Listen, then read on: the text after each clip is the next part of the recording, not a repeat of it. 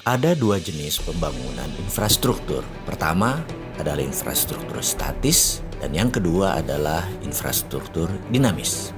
Pembangunan jalan tol, pelabuhan, bandara adalah kategori sebagai pembangunan infrastruktur statis. Sifat dari infrastruktur statis adalah penunjang kegiatan infrastruktur dinamis.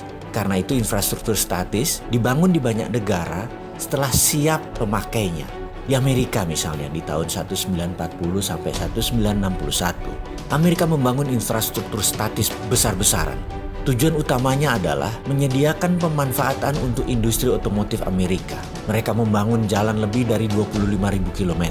9 dari timur ke barat, 11 dari utara ke selatan, dan terus dibangun akar-akar jalan tersebut. Apa yang terjadi adalah industri otomotif mereka tumbuh di atas 15% per tahunnya. Sisi lain negara Cina membangun infrastruktur statis di awal tahun 90-an hingga tahun 2010. Hanya sisi timur negara tersebut yang dibangun, kemudian baru ke arah tengah. Karena sisi timur Cina adalah daerah produksi dan daerah pelabuhan untuk pendistribusiannya ke internasional. Membangunnya terbesar pun adalah jalanan dan rel kereta api. Tujuannya tak lain adalah mempermudah distribusi produk, mempermudah penunjang infrastruktur dinamis.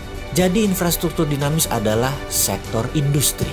Seperti Amerika membangun industri hulu penyediaan bahan baku, menyediakan untuk pabrik-pabrik otomotif mereka, pabrik pengolahan biji besi, steel foundries, kemudian juga produksi perminyakan mereka, gasolin untuk bahan bakar mobil tadi, industri pangan, itu semua dikatakan sebagai infrastruktur dinamis karena tujuan disebut dinamis adalah bergerak mengikuti kebutuhan pasar. Seperti juga sisi lain Cina. Cina membuat peraturan mendukung infrastruktur dinamis dengan peraturan yang super bebas. Cina boleh meniru, melakukan imitating. Cina di tahun 90-an, 2000 masih dikatakan sebagai imitating country, negara peniru. Sekarang Cina disebut innovating country, negara pencipta. Kita semua tahu kata-kata bijak dari Pini Sepuh kita yang mengatakan Allah bisa karena biasa. Jadi setelah biasa meniru, mereka sekarang mengerti apa yang terbaik dan setelah itu menciptakan produksi baru yang kreatif dan inovatif. Itulah Cina sekarang yang membangun infrastruktur dinamis terlebih dahulu baru infrastruktur statis. Demikian juga infrastruktur Amerika. Dinamis dulu